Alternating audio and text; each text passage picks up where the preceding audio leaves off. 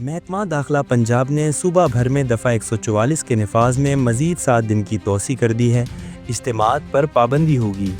ARY news کے مطابق محکمہ داخلہ پنجاب نے صوبے میں دفعہ 144 کے نفاذ میں 7 دن کی توسیع کر دی ہے۔ کابینہ کمیٹی برائے امن و امان کے 38ویں اجلاس میں دفعہ 144 کے نفاذ میں توسیع کی سفارش کی گئی تھی، جس کے بعد حکومت پنجاب نے دہشت گردی اور امن عامہ کے خدشات کے پیش نظر احکامات جاری کیے۔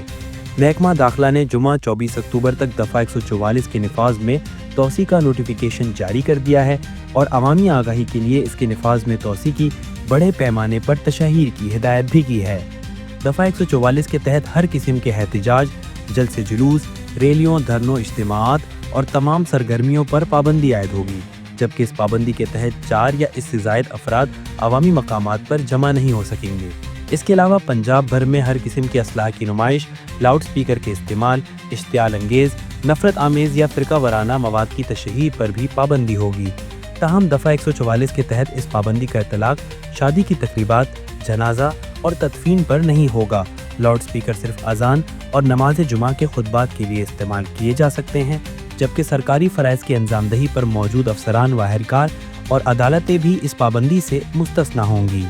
محکمہ داخلہ کا کہنا ہے کہ سیکیورٹی خطرات کے پیش نظر عوامی جلوس و دھرنا دہشت گردوں کے لیے سافٹ ٹارگٹ ہو سکتا ہے اور شر پسند عناصر عوامی احتجاج کا فائدہ اٹھا کر ریاست مخالف سرگرمیاں کر سکتے ہیں۔